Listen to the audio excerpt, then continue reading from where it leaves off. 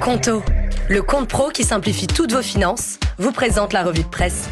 8h41 sur Europe 1, la revue de presse d'Europe 1. Olivier Delagarde à la une ce matin, à deux actualités qui se télescopent. Oui, parce que c'est à croire qu'Emmanuel Macron, hier, avait décidé de s'immiscer dans la campagne électorale russe. Bon, assez peu de chance pour que l'interview du président de la République ne gêne la réélection de Vladimir Poutine. On va y venir, mais commençons donc par cette interview d'hier, pour faire suite à ce que nous disait Catherine.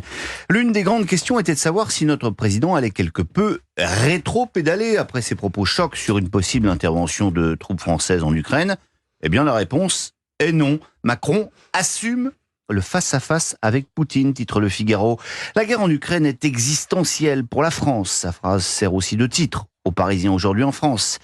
Et oui, bien naïf, celui qui imaginait que le président allait nuancer ses propos et rassurer le pays. Au contraire, écrit Philippe Gély dans son éditorial, Emmanuel Macron bat les tambours de la guerre et poursuit la mobilisation des esprits. Désormais, Vladimir Poutine n'a pas d'adversaire plus résolu en Europe qu'Emmanuel Macron. Et surtout pas d'adversaire plus résolu en Russie. Parce que c'est l'autre grand sujet du jour, les élections présidentielles russes. Simulacre d'élection où toute forme d'opposition a été muselée. Elle se déroule sur 3 jours, rappellent les Échos, plus exactement 3 jours et 2 nuits, parce que pendant la fermeture nocturne des bureaux, c'est le moment idéal pour bourrer les urnes, explique une jeune opposante au correspondant du journal. Alexander Kinev, l'un des rares politologues indépendants à Moscou, évalue à quelque 20% le niveau de vote forcé ou fraudé, écrit Benjamin Kennel. La propagande vise notamment tous les Russes qui dépendent de l'État, fonctionnaires, étudiants, soldats, retraités, employés des groupes publics, ils doivent tous voter pour Poutine. Tous les moyens sont bons pour les obliger. C'est d'ailleurs fascinant de voir en 2024 un pouvoir en place se donner aussi peu de peine pour masquer son côté totalitaire. On revient à Paris, Olivier Delagarde, où hier se déroulait une cérémonie et comme hors du temps. Sous un soleil de printemps, écrit Étienne de Montetti du Figaro, les tambours de la garde républicaine ont salué l'entrée de Sylviane Agacinski sous la coupole. 11e femme à entrer à l'Académie française.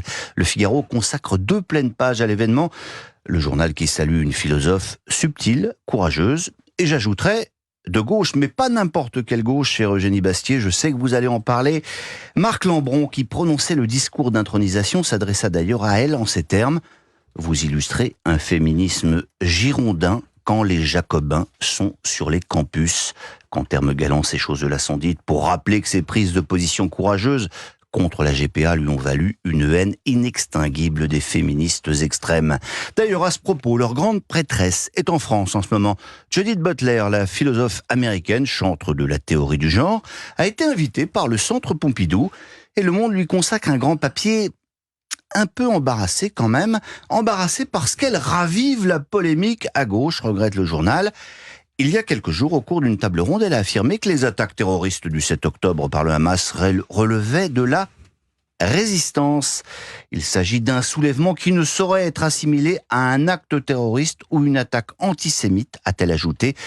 Judith Butler, qui s'est également exprimée sur les viols perpétrés ce jour-là, affirmant que si ces allégations sont documentées, nous déplorons ces actes, mais nous insistons pour voir cette documentation, a-t-elle ajouté un brin suspicieux. S'adressant à la salle, elle a prédit qu'elle serait bientôt attaquée pour avoir tenu ses propos. Mais vous me défendrez, a-t-elle ajouté.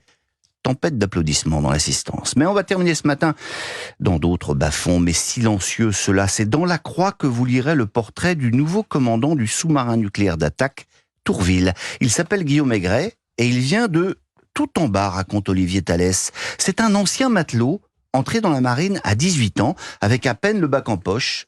Les études ne sont pas faites pour tout le monde, explique-t-il. Il a donc gravi les échelons un par un. Chargé d'écouter les sons, il découvre la vie de sous-marinier en isolement complet, sans internet ni téléphone. Imaginez votre ado. Un monde du silence qui permet de réfléchir, dit-il. Et puis cela demande aussi quelques qualités relationnelles. Parce que vous trouvez que vous êtes peut-être un peu serré à la maison, eh bien un sous-marin, résume-t-il, c'est un peu comme si vous deviez vivre et travailler à 70 dans un appartement de 120 mètres carrés. Ah oui. Aujourd'hui, aux commandes de ce fleuron de la Marine nationale, de calme, il va en avoir besoin. Sa mission sera d'ouvrir la voie aux sous-marins lanceurs d'engins atomiques en cas de conflit avec qui vous savez. 70 dans un appartement de 120 mètres carrés, ça fait pas beaucoup. Merci beaucoup Olivier Delagarde, la revue de presse d'Europe 1.